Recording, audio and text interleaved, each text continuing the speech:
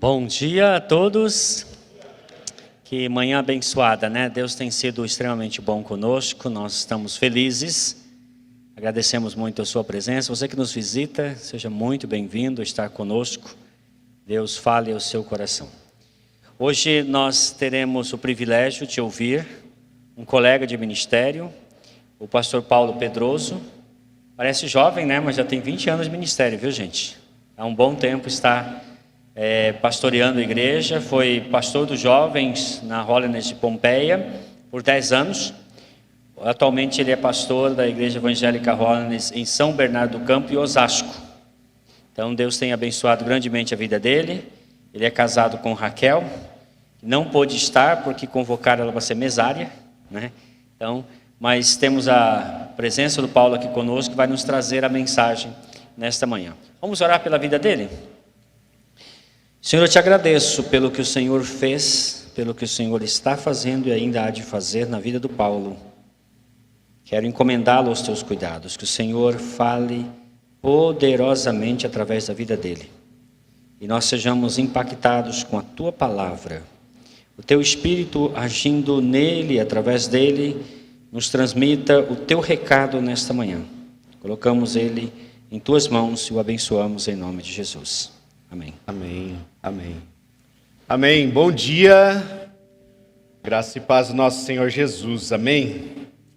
Queridos, estou aqui desde ontem, é um privilégio servir a amada igreja, é uma alegria para mim poder servir dessa forma. Nós estávamos trabalhando juntos ontem no planejamento estratégico da igreja, passamos o dia juntos. E eu pude conhecer alguns irmãos que estiveram conosco nessa reunião de planejamento. Outros irmãos eu tive o privilégio de conhecer agora por meio da comunhão, dos abraços, que o pastor Erlon trouxe essa oportunidade para a gente.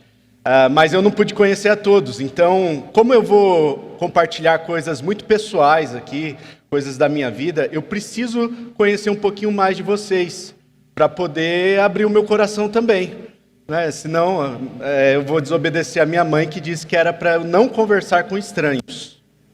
Então eu preciso saber do nome de vocês e eu vou contar até 3 e no 3 você fala o seu nome e a partir desse momento eu vou conhecer cada um de vocês. Pode ser?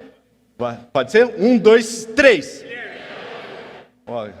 Prazer, eu sou o Paulo. Agora sim nós estamos apresentados todos, né? E eu vou poder abrir meu coração com vocês, compartilhando algumas coisas, algumas experiências que Deus tem trazido na minha vida.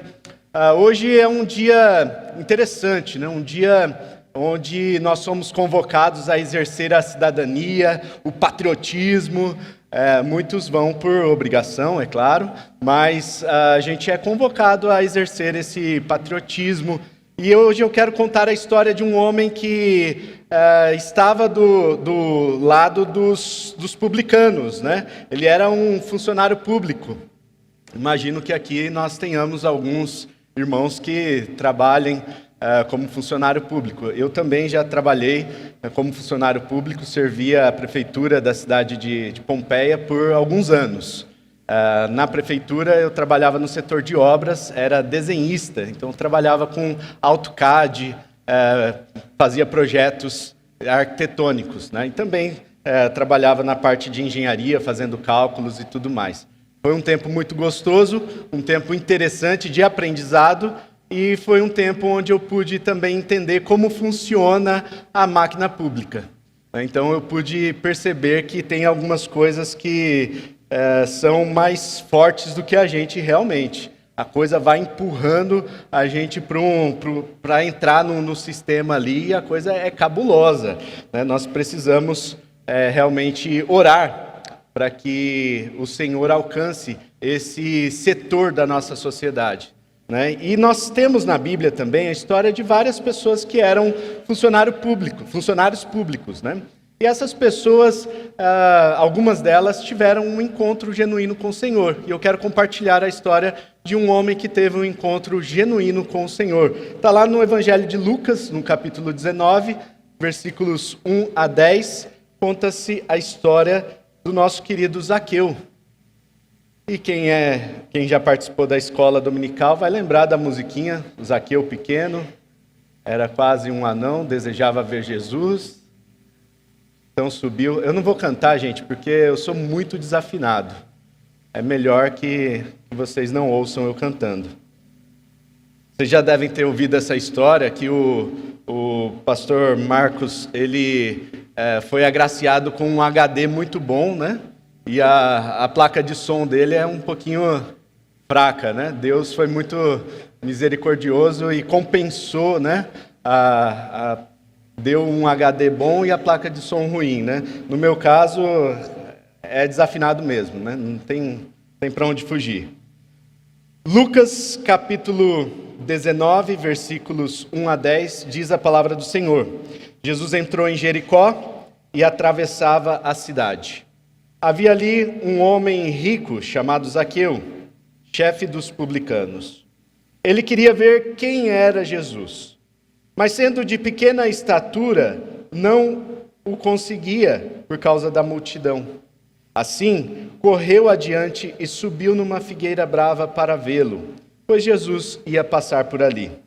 Quando Jesus chegou àquele lugar, olhou para cima e lhe disse: Zaqueu, desça depressa, quero ficar em sua casa hoje. Então ele desceu rapidamente e o recebeu com alegria. Todo o povo viu isso e começou a se queixar. Ele se hospedou na casa de um pecador.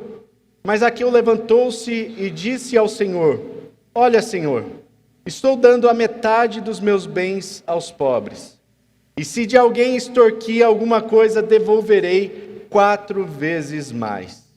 Jesus lhe disse: Hoje houve salvação nesta casa, porque este homem também é filho de Abraão, pois o Filho do Homem veio buscar e salvar o que estava perdido. Meus queridos, vamos entender um pouquinho de quem era Zaqueu. Zaqueu era um homem que trabalhava no funcionarismo público. Ele servia o Império Romano daquela época. Ele era cobrador de impostos. Esse homem, embora fosse judeu, embora fosse um dos filhos de Abraão, ele era tido como um traíra. Porque os judeus, eles olhavam para os publicanos, aqueles que cobravam impostos, olhava para eles e falava assim: puxa, esse cara não é judeu. Porque essa pessoa está servindo ao Império Romano. Esse homem não está servindo a nossa nação. Esse homem não está interessado nos nossos interesses. Esse homem não está interessado em trazer os recursos para a nossa região, para a nossa cidade. Mas esse homem está interessado em arrancar os recursos daqui e levar para o Império Romano. Esse homem é um cobrador de impostos, é um traíra. Esse homem, ele é um ladrão. Ele é um extorquista, ele é alguém que serve apenas os ricos, alguém que está interessado apenas em servir aqueles que possuem posses, bens. Será que nós estamos falando de um contexto diferente do que nós estamos vivendo hoje? Talvez a gente olhe para o Zaqueu e pense: puxa, esse homem sofreu com diversos preconceitos. Esse homem talvez tivesse sofrido até mesmo um apartheid ali, né? Ele tivesse sofrido uma separação. Ele não podia viver junto com os outros judeus. Ele tinha que ter uma casa separada. Afinal, os judeus poderiam se rebelar contra ele a qualquer momento. De fato, esse homem, ele ouve falar de Jesus, ouve falar que Jesus estava passando pela cidade de Jericó e ele procura alguma forma de se encontrar com Jesus. É interessante nós pensarmos que essa história acontece na cidade de Jericó. A cidade de Jericó ficava aproximadamente no nível do Mar Morto. E como os irmãos já devem ter estudado com o pastor Marcos Henrique, que é um grande teólogo e um grande professor, você deve saber que o Mar Morto ele fica abaixo do nível do mar. A cidade de Jericó fica aproximadamente no nível do Mar Morto. Então, a cidade de Jericó fica também abaixo do nível do mar. Essa cidade é uma cidade baixa e as pessoas tinham que sair de Jerusalém e ir para Jericó. Elas passavam por as pessoas que tinham que fazer isso, né, elas passavam por uma estrada que era uma estrada sinuosa, era uma serra, e era uma estrada de descida. E é interessante pensarmos também que Jerusalém era o grande centro urbano daquela época. Era a cidade onde tudo acontecia. Era a cidade símbolo da fé de Israel. Era a cidade em que as coisas de Deus aconteciam.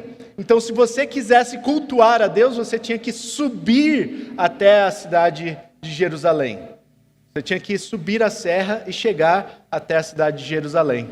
Mas nós vemos aqui nessa história que Jesus toma a iniciativa de descer a serra para se encontrar com uma pessoa, para ter um encontro com Zaqueu. E eu quero te dizer, meu querido, minha querida, que Jesus, ele desceu à terra para ter aqui a sua vida, para mostrar para nós como que é viver aqui na terra, mas ele desceu aqui especialmente para se encontrar com você. Ele desceu aqui porque ele tinha um encontro marcado com você. Jericó era uma cidade interessante, né? Nós vemos que um pouquinho antes temos a cura de um cego que ficava ali na região. E essa cura aconteceu também na cidade de Jericó. E eu entendo que Lucas ele não relata essas duas histórias próximas uma à outra de maneira arbitrária. Eu penso que ele, inspirado pelo Espírito, ele foi conduzido pelo Espírito a colocar essas duas histórias muito próximas. Porque ele entendeu a importância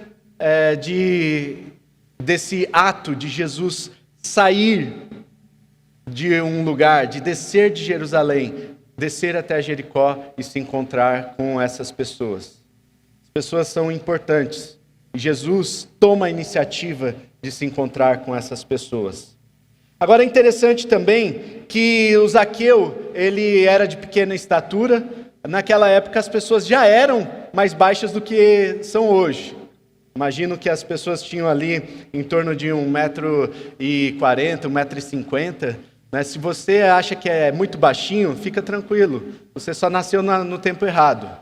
Né? Naquela época, as pessoas tinham 1,40 m, 1,50 m, mais ou menos de altura. Os mais altos tinham 1,5 m de altura. Tá? Fica tranquilo, gente. Só está no tempo errado. Bom, Zaqueu tinha baixa estatura. Então, imagino que ele devia ter menos de 1,5 m. Né? Imagina só a dificuldade que Zaqueu tinha para furar a multidão e se encontrar com Jesus, enxergar Jesus. Então, Zaqueu sobe numa árvore. E é interessante que Lucas faz questão de falar qual era a árvore. Quando eu era pequeno, mesmo gordinho, eu subia em algumas árvores.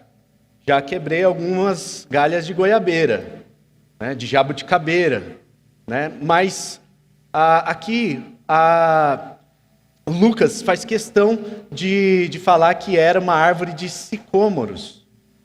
Era uma figueira brava.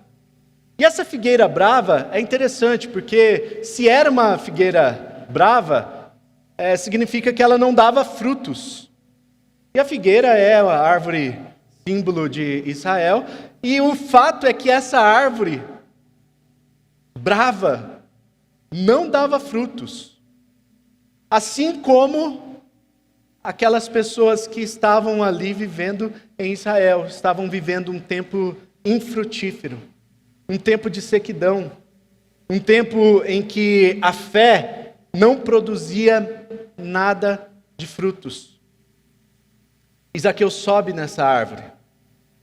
Só que enquanto nós estamos num lugar infrutífero, nós não vamos conseguir nos relacionar com Jesus. E aí Jesus, passando por aquele caminho, o que ele diz? Zaqueu, desce daí, sai desse lugar de lugar infrutífero, não, um lugar de infertilidade. Sai desse lugar e vem para perto de mim. Sai desse lugar onde você não dá frutos e vem para perto de mim, porque aqui a sua fé vai frutificar. Enquanto nós estivermos, irmãos, num lugar de infertilidade, num lugar de frieza, nós não vamos ter um encontro real com Jesus. E Jesus tem falado para a gente: sai desse lugar, vem para perto de mim, vem para o meu lado, porque hoje eu quero me hospedar na sua casa. Agora é interessante que esse encontro com Jesus produz alguns frutos. Não produz apenas um fruto, mas produz diversos frutos. Em primeiro lugar, o encontro com Jesus produz alegria. Veja comigo no versículo 6. Então ele desceu rapidamente e o recebeu com alegria. Irmãos, eu servi na igreja católica por muitos anos. Desde do meu nascimento até os 13, 14 anos aproximadamente, eu servi na igreja católica. E na igreja católica eu fui muito fervoroso. Fui catequista da igreja católica. Então fiz a primeira comunhão com 8 anos. Depois eu fiz a crisma com 12 anos. E depois, aos 13 anos, eu comecei a dar aula de catequese. E por um motivo assim, inexplicável, a minha companheira, que era a professora responsável pela sala, ela teve uma série de problemas pessoais que a impediu de continuar com a sala. E eu, que era o auxiliar, 13 anos, não tinha uma idade suficiente para assumir uma sala de catequese. Afinal, os meus alunos tinham 17, 18 anos e tudo mais. Aconteceu que eu precisei assumir a sala. Então, aos 13 anos, eu já era catequista. Formei uma turma de crisma, formei uma turma de primeira comunhão. Eu era muito fervoroso. Inclusive, eu queria ser padre, gente. Isso é um segredo, tá? Não conta para ninguém, não. Eu queria muito ser padre. Só que eu não concordava que padre não pode casar. Aí, por isso que eu fui ser pastor. Queria ser um padre diferente. Eu falava assim: eu vou ser padre, mas eu vou casar. Não deu muito certo. Aí fui para a igreja evangélica, que aí o pastor pode casar. Brincadeira, gente. Mas aos 17 anos, eu já conhecia a palavra de Deus. Eu já tinha relacionamento com Deus. Eu era muito fervoroso. Tinha relacionamento com Jesus, buscava Jesus, fazia jejuns prolongados. Eu não era uma fé nominal, eu não era católico nominal, não. Não era aquele católico não praticante. Eu era um católico fervoroso. Sempre fui. Sempre criei na Bíblia, sempre li a Bíblia, sempre acreditei. Mas aos 17 anos, queridos, eu realmente tive um encontro com Jesus. E a minha vida foi completamente transformada. No meu entender, antes disso, parece que não havia alegria. Era apenas ritual. Era uma coisa meio mecânica, metódica. Sabe quando você vai fazendo as coisas para cumprir com os ritos, cumprir com a metodologia, cumprir com aquilo que estava sendo colocado para você? Mas aos 17 anos eu entendi que o relacionamento com Jesus é muito mais do que um ritual. É muito mais do que você cumprir os métodos. É alegria. O encontro com Jesus, queridos, deve produzir alegria no nosso coração. O encontro com Jesus deve mudar, tirar a tristeza, arrancar a tristeza da nossa vida e trazer uma alegria genuína. Se você não está feliz, significa que você precisa de um encontro com Jesus. se você não serve ao Senhor com alegria, Salmo 100, né? Servir ao Senhor com alegria, você precisa ter um encontro com Jesus. Se você não presta culto com alegria, você precisa ter um encontro genuíno com Jesus. Se para você é uma luta acordar no domingo de manhã e vir para a igreja, eu quero te confessar que às vezes para mim também é, mas se você não tem a alegria de servir ao Senhor, ainda que seja no domingo de manhã, ainda que seja no domingo à noite, em qualquer momento da sua agenda, se você não encontra alegria nisso, você precisa ter um encontro genuíno com o Senhor. É simples assim. O encontro com o Senhor vai trazer alegria, assim como produziu alegria na vida de Zaqueu. Vejamos no versículo 7, diz que todo o povo começou a se queixar porque Jesus estava sendo hospedado na casa de um pecador. E aí tem aquelas críticas, tem aquele momento em que o cristão vive aquele dilema de ouvir muitas pessoas, lá, virou crente, olha lá, teve um encontro com Jesus, agora vai dar dinheiro para o pastor, agora vai, enfim, né, vai virar pastor. Essa era a fala que muita gente tinha em relação à minha vida e era profecia, né? Se tornou real, né? Bom, mas no versículo 8 nós vemos mais frutos do que esse encontro de Zaqueu com Jesus produziu. Veja só comigo lá. Zaqueu levantou-se e disse ao Senhor: olha, Senhor. Gente, aqui pode parecer despretensioso essa frase, mas quando Zaqueu fala assim, olha, Senhor, significa que ele está rompendo com o Império Romano, que era o senhor dele, que era o imperador, deveria ser o dono dele, e ele está dizendo agora para Jesus: você é meu Senhor, você é o meu Senhor, eu não sou mais escravo do Império Romano, eu não sou mais escravo de ser um funcionário público, de ser um cobrador de impostos, agora você é o meu Senhor. E gente, isso aqui produz na gente, né, deve produzir na gente uma transformação completa, porque não é mais as coisas do mundo que dominam sobre nós.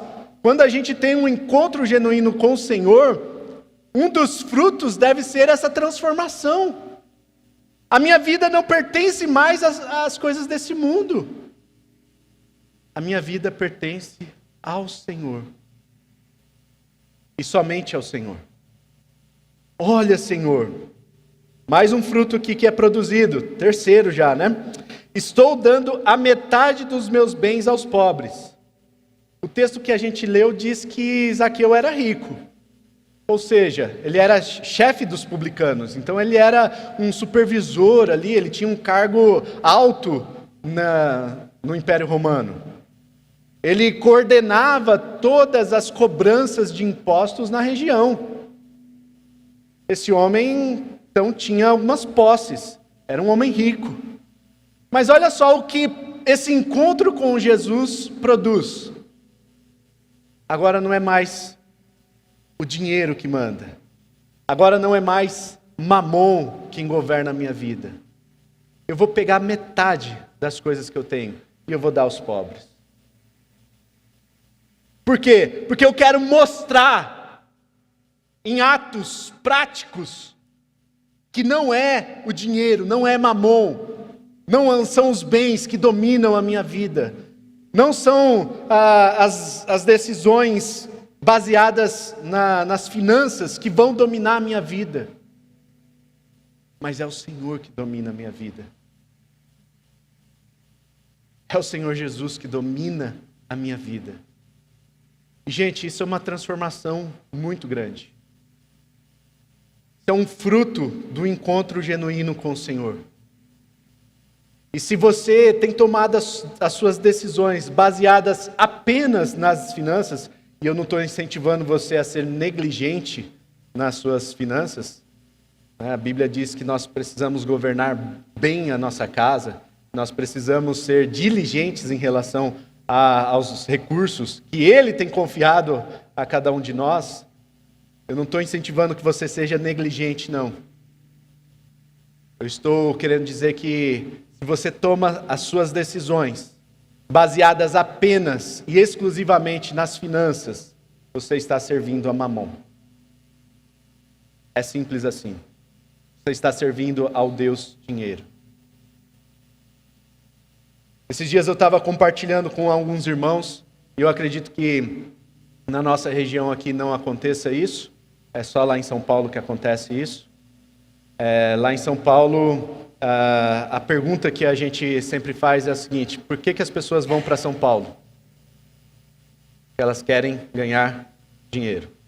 E aí, vão para São Paulo e saem 5 horas da manhã de casa, pegam 4 ônibus, 3 metrôs, 2 aviões, 3 helicópteros, para chegar até o trabalho. E aí, no seu trabalho, eles se esmeram, chegam no trabalho, cumprem o seu horário, mas não basta cumprir o horário, porque se você cumpre o horário, você é um funcionário medíocre. Então, você precisa fazer horas extras, você precisa trabalhar no final de semana, você precisa fazer a mais. Over delivery, está na moda falar isso, né? Então você precisa entregar mais do que você é solicitado. E aí você fica lá até 8, 9 horas da noite. E às vezes eu saio com a minha esposa para passear. Eu tenho um hobby, mais uma coisa do meu coração, gente, que eu estou contando para vocês. Ó, gente, não espalha por aí não, viu? Mas é um hobby que eu gosto de fazer com a minha esposa. A gente gosta de ter as nossas DRs, as nossas conversas sobre casamento dentro do carro. E dentro do carro passeando pela cidade. Então a gente sai sem rumo. Então a gente sai pela cidade, fica andando pela cidade, e dentro do carro a gente vai conversando. Qualquer rolezinho que você vai dar em São Paulo é 2, 3 horas no mínimo, dentro do carro, né? Então, e às vezes a gente passa ali na Faria Lima, a gente vê o centro financeiro, o coração financeiro do Brasil. As maiores empresas estão ali, as maiores empresas de finanças estão ali, os maiores bancos estão ali, e aí a gente passa ali por volta de 8, 9 horas da noite e tem muita gente nos escritórios trabalhando ainda. E as pessoas saem do escritório 8, 9 horas da noite, vão para casa, chegam em casa cansados, só dormem, simplesmente dormem. Porque no dia seguinte, a mesma rotina. Aí você fala assim, não, mas sábado, domingo, a pessoa desfruta do Ibirapuera, né? O parque do...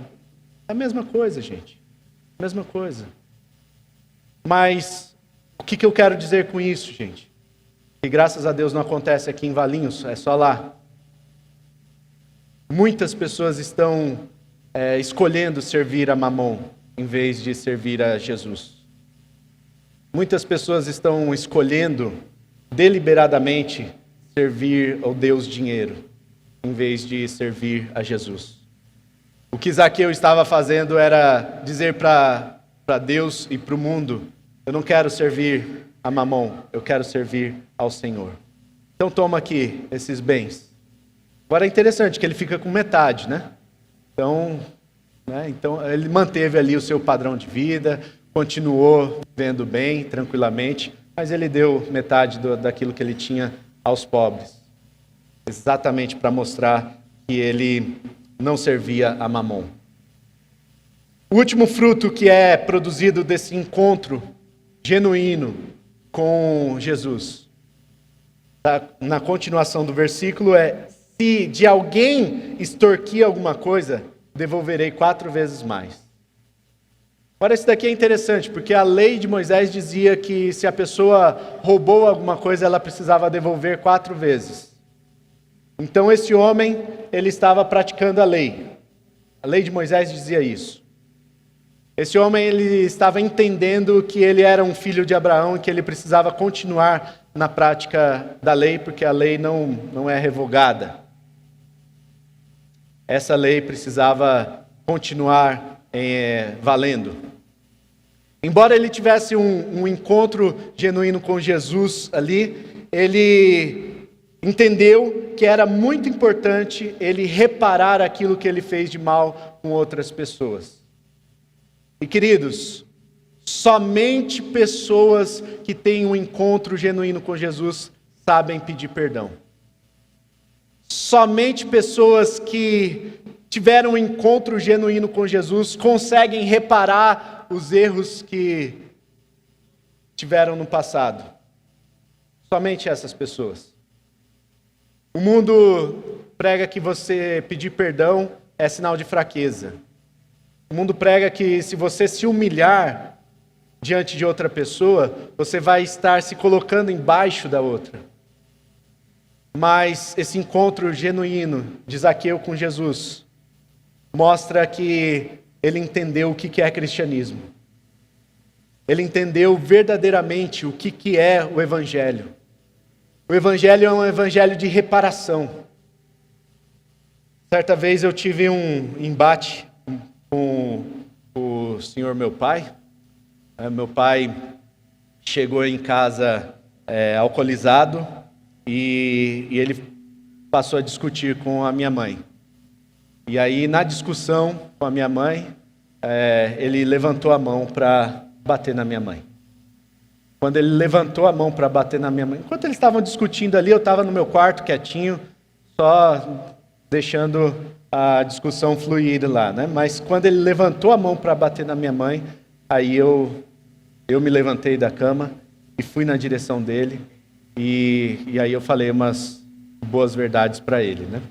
Nessa época eu já havia me convertido, já estava ali com 18 anos, e nesse momento eu tive que intervir, segurei a mão do meu pai, puxei a mão do meu pai, e aí ele começou a me bater. E me batia, dava soco, chute, assim, e eu só me defendendo, e falei assim, pai, para com isso. Eu não quero fazer nada com o senhor. Ele vai, me bate. E aí, aquela situação muito ruim, eu empurrei ele. E meu pai, ele é de baixa estatura, ele tem 1,60 m, mas ele é muito grande em circunferência, né? Então, quando eu empurrei ele, ele caiu em cima da cama, e aí a cama quebrou, né? Mas nesse momento eu subi em cima dele, pratiquei todas as minhas técnicas de jiu-jitsu, imobilizei o meu pai ali, segurando os braços dele, com os joelhos assim em cima dos braços e tal, segurando ele.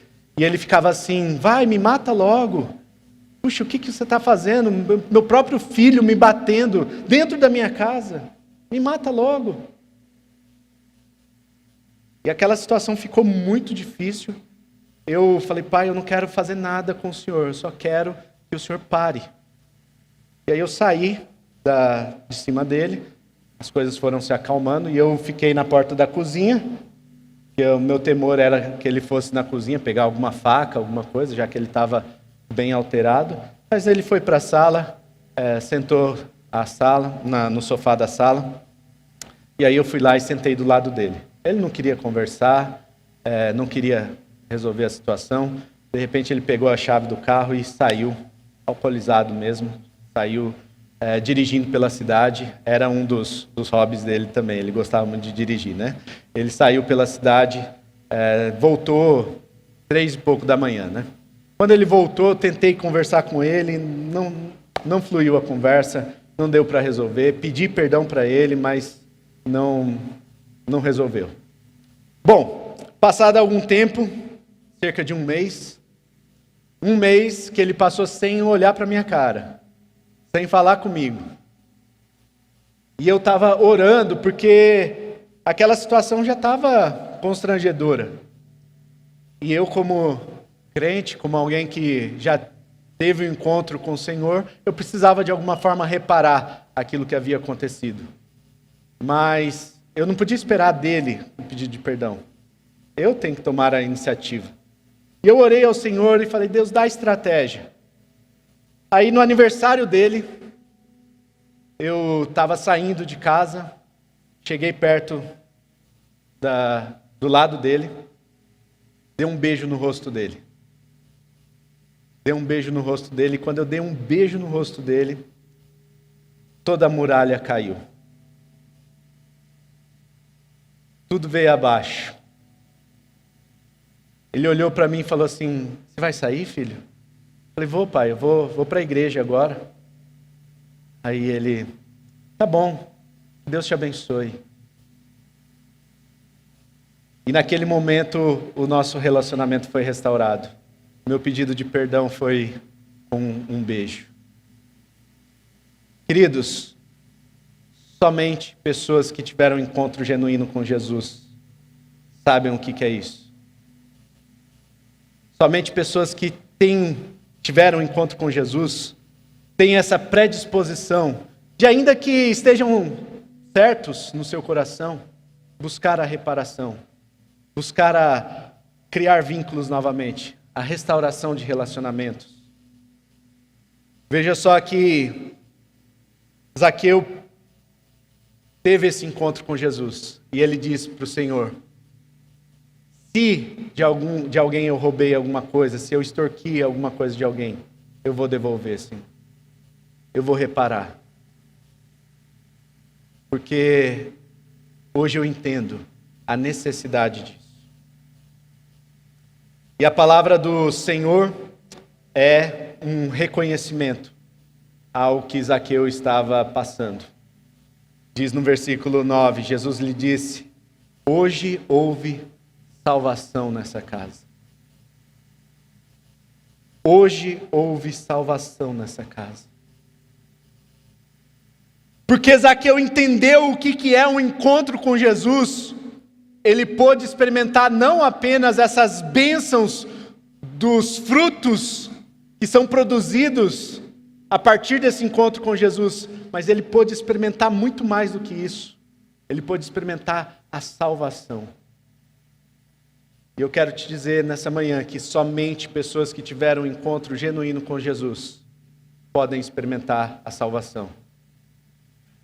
Se você ainda não teve esse encontro com Jesus, hoje é o dia de você experimentar esse encontro real com o nosso Senhor. E sabe, muita gente acha que estou na igreja há anos, estou na jornada com o Senhor há muito tempo. Quero te contar um outro segredo. O Zaqueu era judeu, conhecia a lei. O Zaqueu sabia quem era Jesus. Sabia porque ele estava ali tentando ver Jesus, que Jesus ia passar. Mas ele nunca teve um encontro com Jesus antes desse episódio. E por vezes nós estamos há anos vivendo no Evangelho, com um conhecimento profundo da palavra, praticando todas as coisas que a igreja estabelece, os 10 mandamentos, os mandamentos da igreja, eu obedeço ao pastor, à liderança, mas talvez você nunca teve um encontro genuíno com o Senhor. E hoje é o dia que o Senhor escolheu para que você tenha essa oportunidade de se encontrar com o Senhor. Vamos orar? Você que pode, fica de pé no seu lugar. Senhor, nós desejamos a Tua presença, Pai. Nós ansiamos a Tua presença. E Deus, nós queremos orar porque a Tua presença é real aqui neste lugar, Pai. Nós queremos, Senhor, nos colocar diante do Senhor, para que possamos experimentar esse encontro com o Senhor e ter as nossas vidas completamente transformadas. Pai, se há algum impedimento, que caia por terra agora em nome de Jesus. Se há algum pecado, se há alguma resistência que esteja impedindo a gente de ter um encontro com o Senhor nessa manhã, que hoje tudo isso caia por terra. Se há alguma mágoa no nosso coração, se há alguma ferida aberta, se há algo que precisa ser reparado, se há algo que precisa ser tratado, que hoje, nessa manhã, o Senhor trate os nossos corações, Pai. E possamos experimentar esse encontro real com o Senhor, para que venha produzir muitos frutos. Frutos de alegria, frutos de arrependimento, frutos de dedicação ao Senhor, frutos de consagração ao Senhor. Deus, frutos de reparação. Ó Pai, se o Senhor tem colocado no nosso coração hoje algo que precisa ser feito, que precisa ser reparado, abra os nossos corações, o nosso entendimento. Ajuda-nos, Senhor, com ousadia, com o direcionamento do Senhor, com coragem, para que a gente possa buscar a reparação. Nós queremos experimentar a sua salvação, Deus. Que esse encontro seja transformador. Que esse encontro possa produzir em nós uma transformação genuína. E possamos experimentar a sua salvação alcançando a cada um de nós.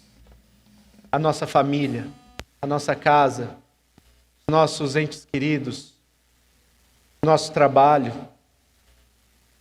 os nossos estudos, todas as áreas das nossas vidas sejam alcançadas pela salvação do Senhor e pela tua presença. Em nome de Jesus. Amém. Amém. Amém. Obrigado.